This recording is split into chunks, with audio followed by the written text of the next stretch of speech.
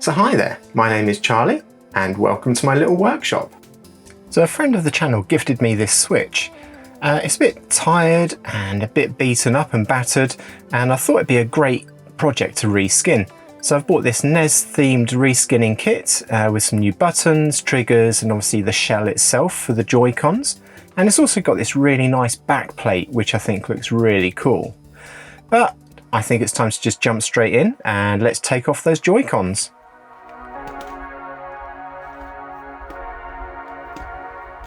So let's just move that out of the way and let's start with the left-hand Joy-Con, I think.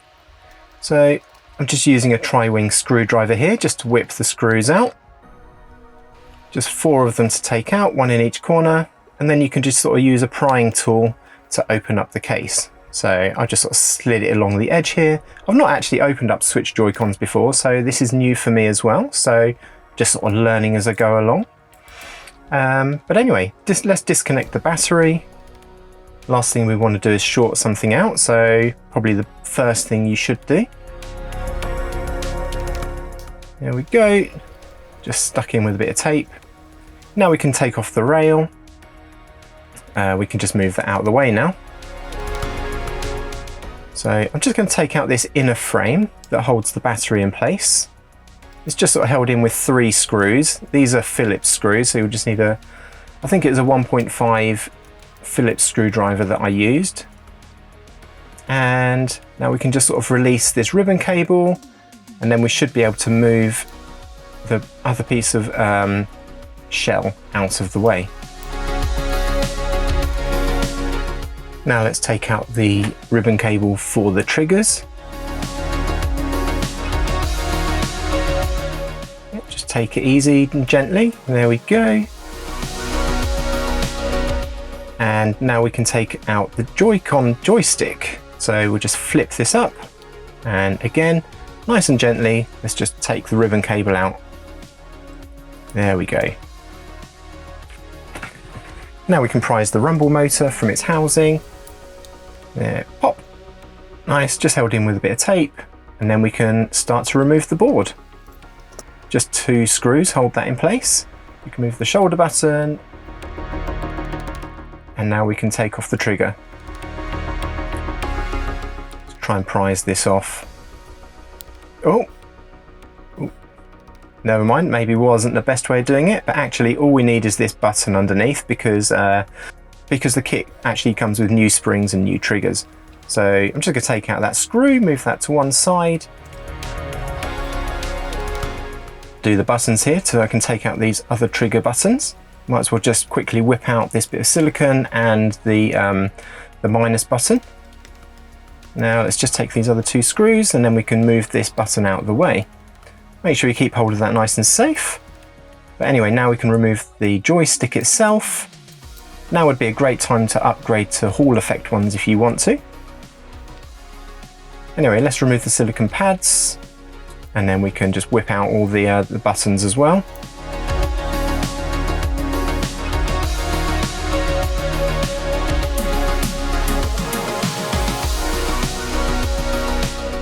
Mustn't forget the screenshot button down here. Let's just pop that out. There we go.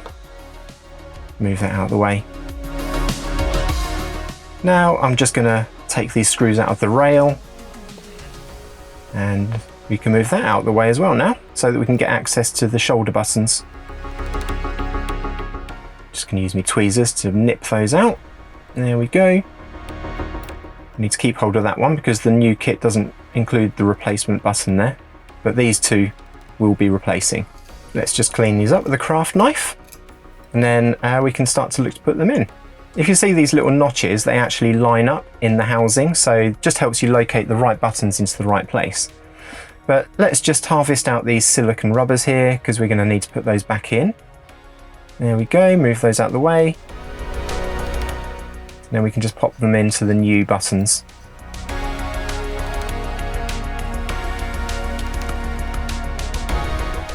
There we go, nice fit.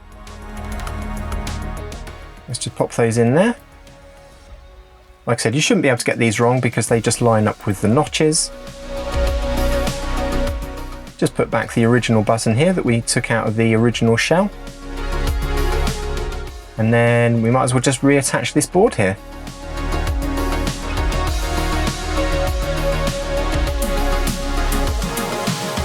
So you want to make sure you just keep track of your screws, because you don't want to be putting the wrong screws back into the wrong places. Oh, I actually forgot to take this out, so I'm not sure if it's that necessary, but we might as well move this over to the new kit. But now we're at the point we can start to repopulate it. So let's just grab the buttons, the new buttons that I've taken out, just cut them out with a craft knife, put back the original silicone. It just sort of lines up here with these notches to make sure you get it in the right place. There we go. Let's just line up this piece of, I don't even know what it's for really.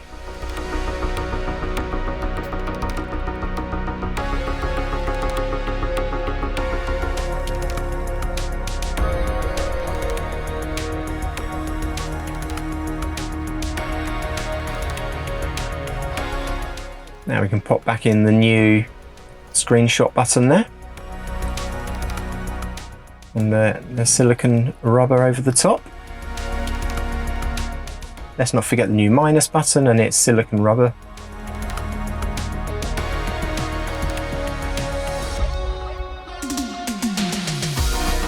And then we can put the board back in place.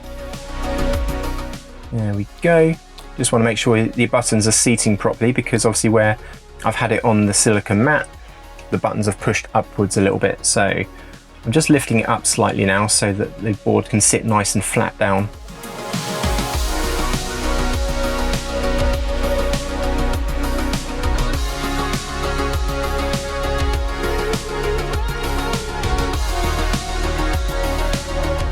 Now we can just screw the bad boy back up. If it won't seat itself properly to start with, just giving it a little reverse twist sometimes just helps seat the screws better. But there we go, they've gone in really well actually. I'm using the original screws from my Joy-Con, but the kit did actually come with a whole set of new screws. Anyway, let's pop this back into place.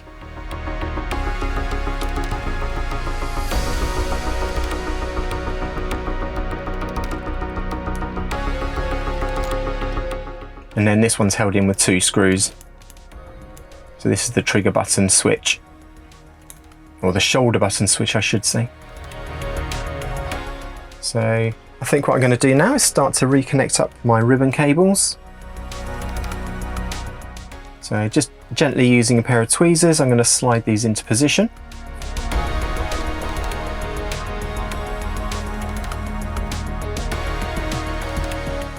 It always looks like it should go in further, but it seems to be seated fully all the way.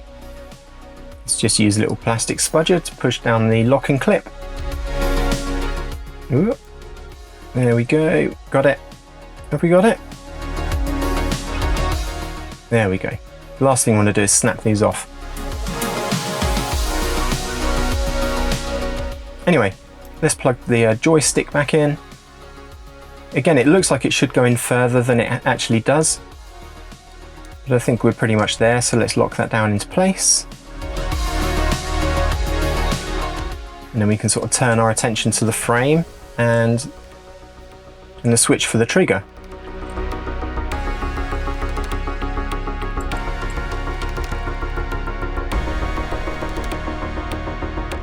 It's just held in place with a single screw.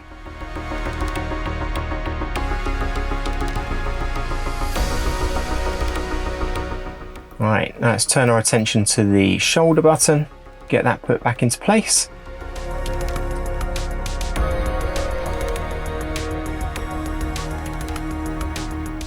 Now I'm going to put the springs on for the trigger itself.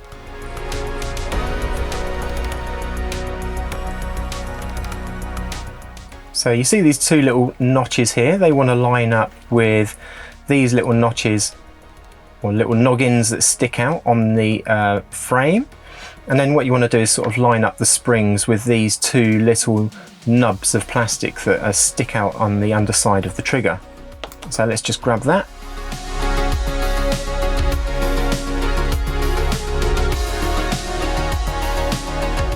Just try and line it up really gently. Get the springs all lined up on the little plastic noggins. Get the plastic clips lined up, and it should just push down. There we go. It's all clicked in place. And seems to be working properly. That's good.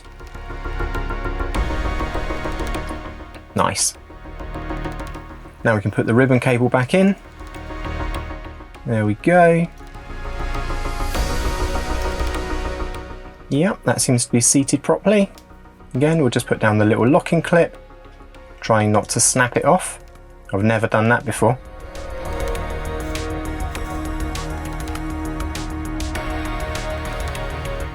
Now we can start to reattach the frame. So let's just be careful to put that back in. Be careful not to pinch the ribbon cable for the trigger button. And then we can just put the 3 screws back in that hold this frame in place.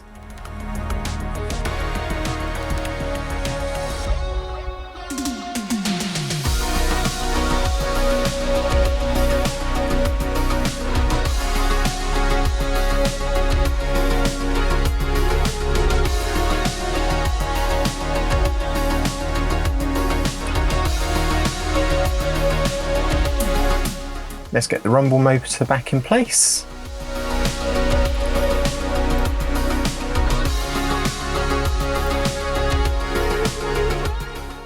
It's the tiniest little connector I've seen in my life, but you want to be really careful putting this in, because on my Pro controller I did actually rip the rumble motor cables off, and it's really easy to do. But anyway, let's get the locking button back in place, and then we can reattach the rail to the other side of the controller. Don't forget to put the screw back in. Oh, let's get the battery back in place first. We want to just push that down, lock it back into place, and then we can reattach the rail. There we go. Probably should have done that first before the battery, but there we go. But anyway, now we can just pinch it closed. There we go. And then we should be able to just put the 4 screws back in to hold it all in place. Again, I'm using my original screws, worked just fine, but the kit does come with new ones if you need them. So let's button it back up.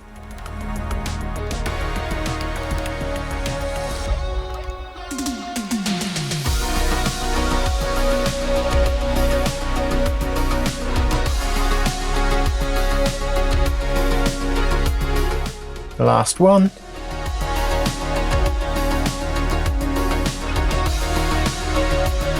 Let's check. Yep, all nice and tight. And I think we're done. Looks pretty smart to me. Really nice.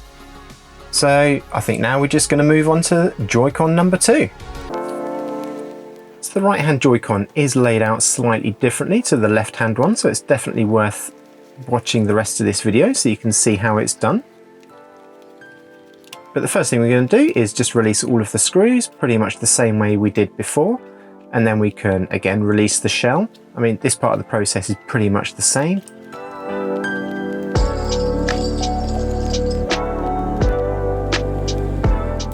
Now we can disconnect the battery.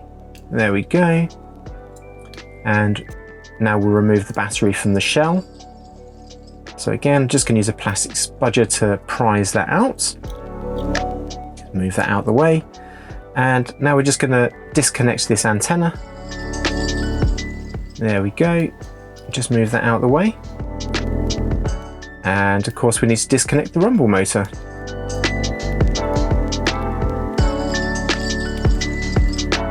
Let's just grab some tweezers to get that out. There we go, nice. Again, we're just going to remove that screw so that we can move the back plate out of the way. And we can remove the inner frame. So again, just take out the 3 screws and we'll just move that out of the way. But you can sort of see that the ribbon cable is connected in a slightly different way, so I'm just going to pop that off now to get it out of the way. There we go. Now let's disconnect the rail.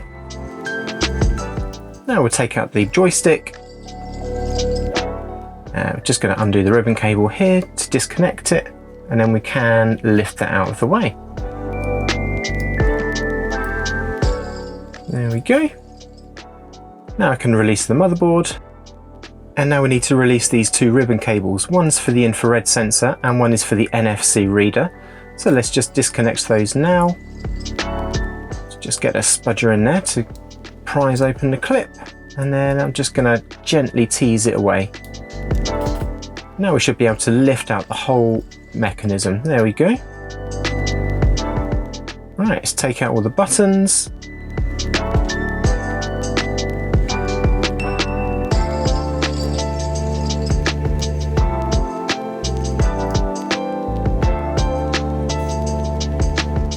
Let's not forget the home button. Now let's take out the infrared transmitter.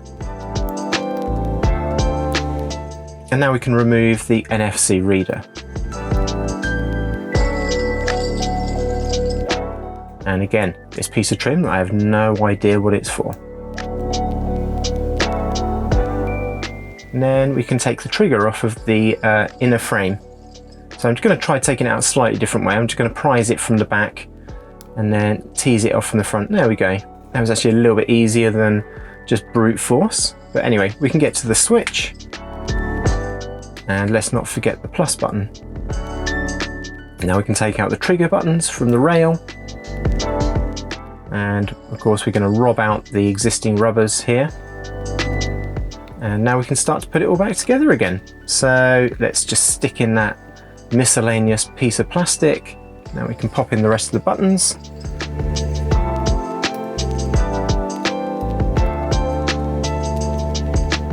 So I've raised the Joy-Con up slightly so that it's a bit easier to put the buttons in, because on the first one I found that where it was laying flat on the mat, the buttons didn't actually sit too well. So by raising it up, it just allows the buttons to go fully into the apertures. Let's pop the home button back in and the silicone rubber, there we go. Put the rest of the silicone pads in. Again, just line up the slots on there just to make sure it's aligned properly. And now what I'm actually going to do is reattach the infrared receiver, and I'm also going to attach the NFC reader before I put this all back in.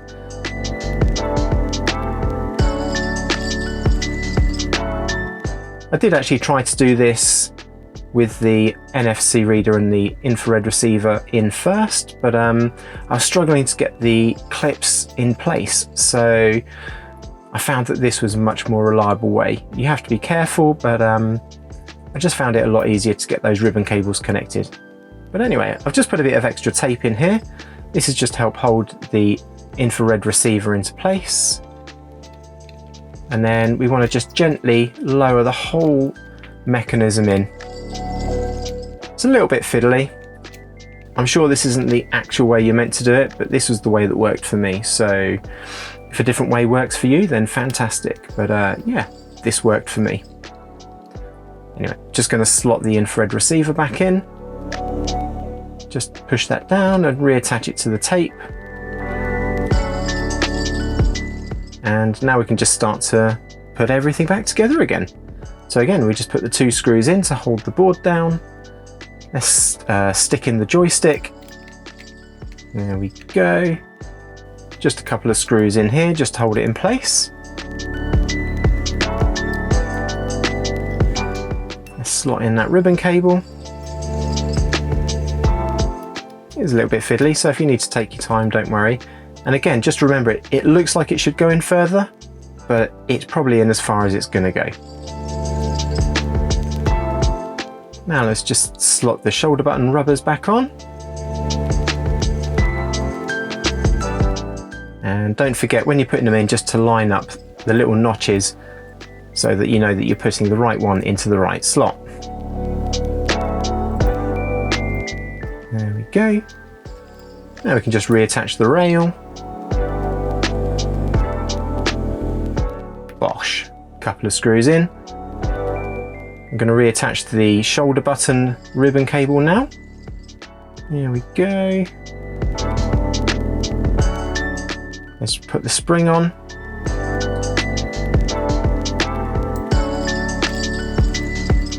Yeah, just put that in place, and then we can put the inner frame in.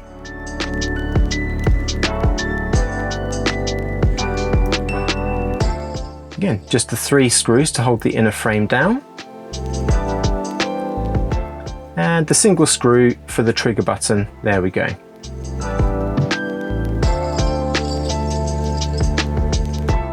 Two springs in place, and again you just want to line up the little plastic noggins with the springs and then push down on the clips where it hinges, and then hopefully it's just going to go into place nice and easily. You can see there that the springs are sitting on their little noggin notches, and this just means that the trigger is going to push back into place. But anyway, now let's just reconnect the antenna.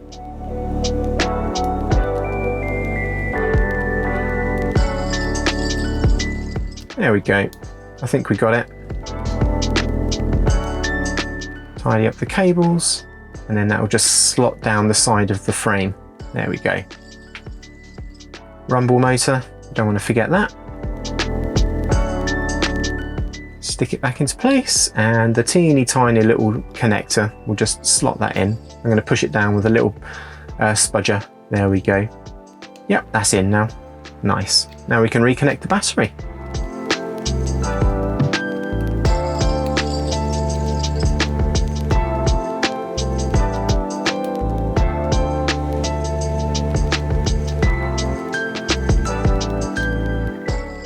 Let's put in the release button. There we go. And we can attach the backplate to the frame now. So just that single screw that holds it in place. And then we should be able to close this up. I know it's been a long one, so thanks for sticking around, and I think we're on the home straight now. Just the 4 screws to stick back in now and hold it all together. It's fresh plastic, so you might just have to screw in a little bit harder than you would have normally.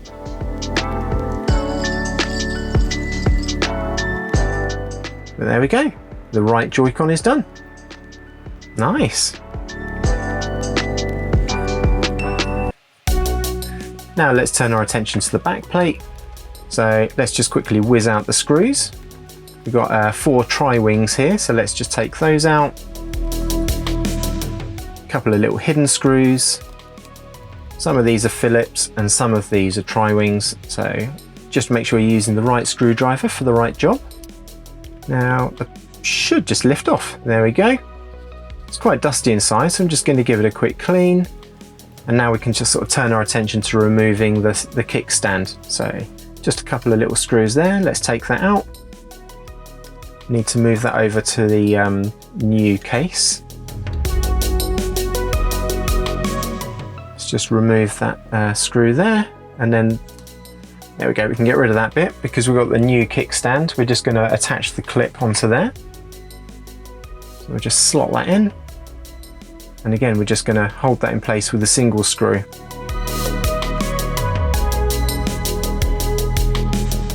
And we should be able to just slot that neatly into the new backplate.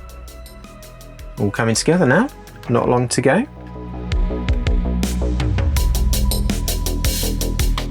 Fits pretty well. Case is pretty well made, if I do say so. So that's just held in by the 2 screws. And now we can do the game card slot, so let's rob this off the old case. And we're going to attach it to the new case.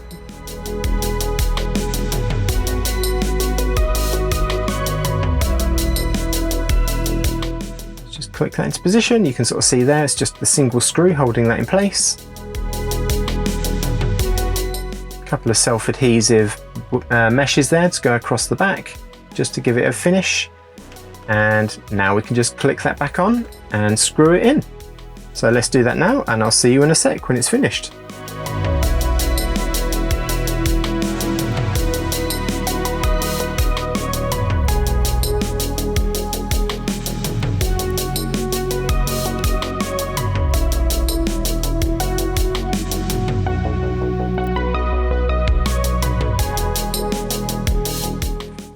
Now let's just check everything's working. So I'm just going to go down to the tools just to check all the buttons are working. So first of all, let's just check the joysticks are working. So yeah, everything seems good there. On the left one, let's check the right hand one.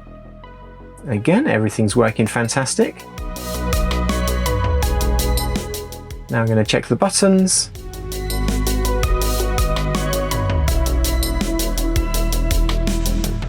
No problems so far, that's really good news.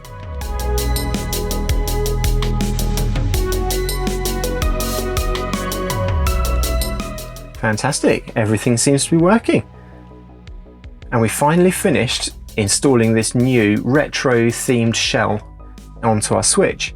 I think it looks pretty smart, if I do say so myself. So there we go, we've given this Switch a retro refresh with this rather nice looking NES themed shell. My next steps for this console are going to be to turn it into an emulation beast. So I'm going to be hard modding it so that we can install some custom firmware, and I'm also going to be installing a load of the retro emulators so that we can play all of our classic games on the go. If that sounds like a video you'd really like to watch, then hit the bell, like, subscribe, all that jazz. But anyway, it's been a long one, so I think take care and I'll see you next time. Goodbye.